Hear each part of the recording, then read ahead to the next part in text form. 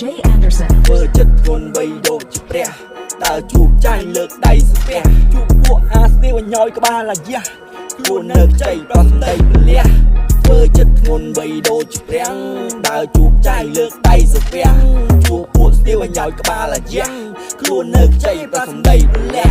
វះយកមកកង់ដាក់តម្រង់ត្រង់ទៅមុខបុកអីបែកឲ្យអខ្ទេចអាណាក៏អញមិនណយសុកពាក្យមួយម៉ាត់ថាយ៉ាងម៉េចអញសួរចំកដាមុខបញ្ហាមិនដៃកិច្ចបើសិនខអញចូលកុកសួរមានប្រមាណបែបណាក៏អញមានបែបណាក៏អញសាក់ប្រពន្ធណាក៏អញហៀមឈាមហូរកាត់ក្បាលដោយសារទឹកដៃមួយរៀមបើសិនជាមាត់អត់គោរពអញយកគ្រាប់តែឲ្យបៀមប្រមាណបងយេ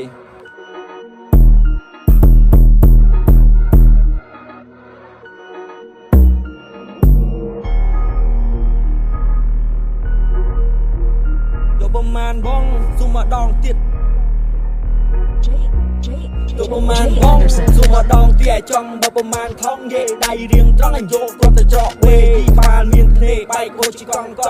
ដៃអញលមាស់មិនយកទៅរកសេទុករកមាត់អាណាដែលវាថាចង់យេការពីមួយអីក៏ឲ្យក៏មានគេឲ្យលើអញក្បាលមួយសួរឲ្យចង់មិនចង់ដើរពើងទូងមុខមួពាក់កាសស៊ំនៅអាកាសធាតុមកពាក្យថាទ្រាំច្រើនដងឲ្យទៅត្រូវគេមើងងាយផ្កាយដៃចេះពលឺក៏ប្រែជាសគមមាត់អត់ប្រែនិយាយអីមិនលឺដើរចូលក្នុងវងក៏មិនច្រឡំឥឡូវរៀងលួយមុខអញក៏ឌឺធ្វើអីមិនព្រឺឲ្យពួតទៅជួបនឹងស៊ំនេះហើយជាជីវិតបើមិនសាមិនដឹងធ្វើអីក៏ដោយកុំតណាខឹងមើលអញផងកំពុងធូរទីនេះហើយកុំភ្លេចដាក់សញ្ញាក៏ដឹងប្រឹងធ្វើប្រយ័ត្នឈូមមីឃើញអញឡើងខ្ពស់ឲ្យកុំតណាខឹងបើចង់ដឹងឲ្យឆាប់ចូលមកនេះយកលុយមកដុំផ្ទះឲ្យមកទៅហឹង